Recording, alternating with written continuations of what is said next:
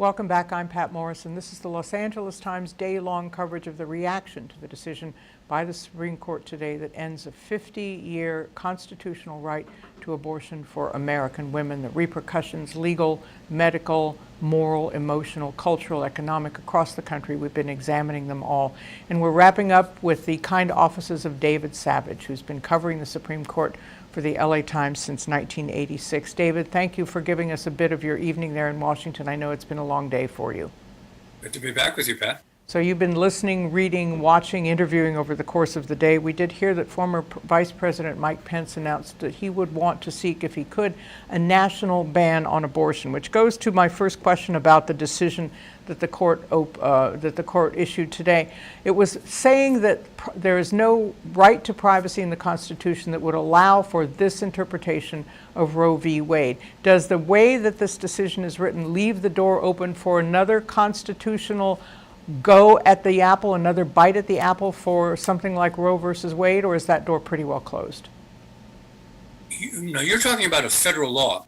Yes. And so you don't need if you're Congress, you don't need a federal constitutional right to do something. You can say, we, the Congress of the United States, are going to make abortions legal and, off limits to state interference, or you could pass a law making abortion illegal, off limits to state interference. So you don't need a constitutional right to allow you to do it. I suppose what you do need is some evidence that the Congress has the authority to do that. They may say it's a matter of commerce. Abortion is done in hospitals and doctors and clinics, and they could say, if it was a Democratic Congress, we're using our power under the Interstate Commerce Act to make abortions legal. And Mike Pence and a conservative, of course, could say we're going to make them illegal under some federal authority to do that. So it's legally possible. My impression is that it's unlikely anytime soon because of, as you well know, the filibuster rule makes it very hard to have a narrow majority, left or right, to be able to get over the 60 votes in the Senate. One of the questions that's arisen today is about the sort of reverse repercussions of this, whether other rules, whether other decisions and consequences that have been based in a right to privacy could be undone. For example, the 1964 ruling that allows contraception discussions between a doctor and married couples, later expanded to any patients at all. Whether sodomy laws that have been struck down as states have raised up these laws, whether those sodomy laws, whether they apply to gay or straight couples, would also be able to be put into law again. Whether same-sex marriage and even interracial marriage might be overturned. What's your sense of that? I think the two answers are as a matter of logic, and if you said, is it possible that you could do this?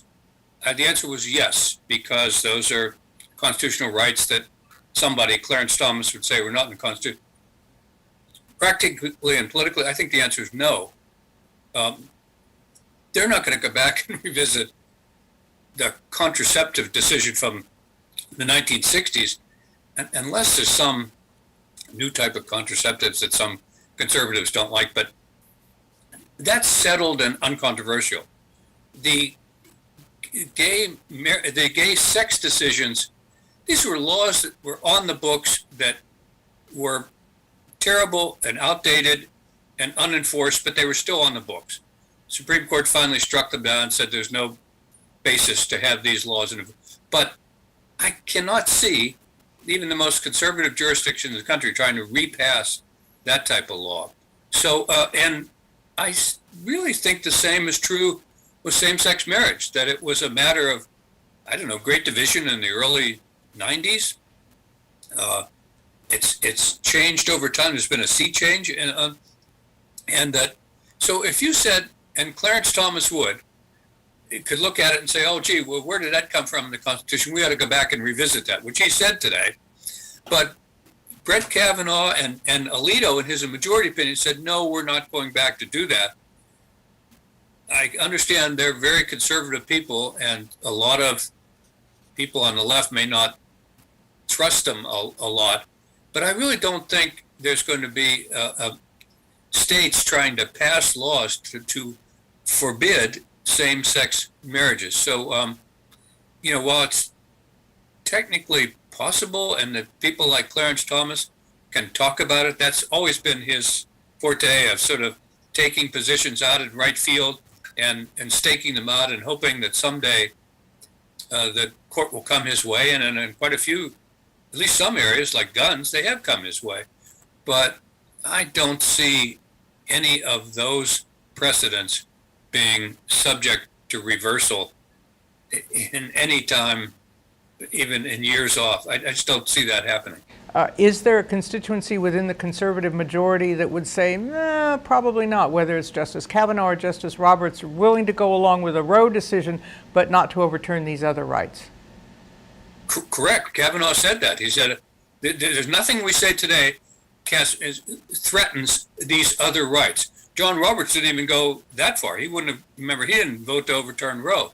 So neither Kavanaugh nor Roberts, and as I say, Alito's opinion says we're not reconsidering any of these other rights. He says abortion is different because there's an unborn child, a potential life involved. That's not, nobody is hurt by, a gay marriage or the, contraceptive decisions. So even Justice Alito, who's on the conservative end of the spectrum, was saying abortion is different. None of those other precedents are truly in danger. And then as far as rights questions, federal versus state going forward, a number of states have been talking about, at least Republican legislators in some anti-abortion states have been talking about perhaps trying to limit the right to travel to make sure that women aren't traveling out of state to get abortion, to limit telemedicine, which of course has to do with the internet and whether or not women can be counseled on abortion, and the U.S. mails and other delivery services when it comes to delivering abortion drugs to women in states where actual on-site abortions have been banned. Well, I don't want to claim I've got the answers to all particularly the latter ones. Kavanaugh did say there is a right to travel, and states can't infringe that. The state of Mississippi can't say to a young woman, no, we're not going to let you go to Illinois or California if you want to get an abortion. I think that's a non-starter. The telemedicine is probably more legally complicated. Maybe practically, young women can get the drugs through the mail and there won't be a conflict. But I can imagine some litigation and uncertain how it would come back if a state says, no, you may not deliver or get these abortion drugs in our state of Oklahoma or Texas. That could turn into a legal fight that I'm not sure. I don't want to predict what the answer would be, but there are a few like that it's going to be interesting to see how that plays out. A lot of people favor of the great thing about telemedicine is you don't have to go to a clinic. You don't need a doctor. Women can arrange this largely with some help, largely on their own and through the mails. And a lot of people think and hope that might be the best solution for some significant number of young women. David, you've been very generous with your time. There are a couple other big decisions still coming from the court next week, including one on climate change and the authority of the government to deal with it. So you'll need your rest over the weekend for this and other stories, and then I hope you'll get the summer off like the court itself and get a chance to regroup. David Savage has been covering the Supreme Court for the LA Times since 1986. Thank you so much, David, for your generosity. I know it's been a very long day for you there in Washington, D.C., and as always, appreciate your insights. Thanks, Pat. It's good to be with you again.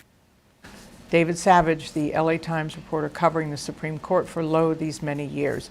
You can follow us at Ask a Reporter through the LA Times on Twitter and elsewhere. The LA Times website is where you will find all of these stories and issues and more as our coverage expands throughout the weekend and into next week and beyond, as all these issues and more are going to be hashed out as a consequence of today's unprecedented perhaps, ruling overturning the precedent of Roe versus Wade after nearly 50 years on the books, giving American women the right to legal abortions. We are going to find out more from our reporters as the days unfold. Thank you for joining me and all of us here at the LA Times today. LAtimes.com is where you will find more. Good evening.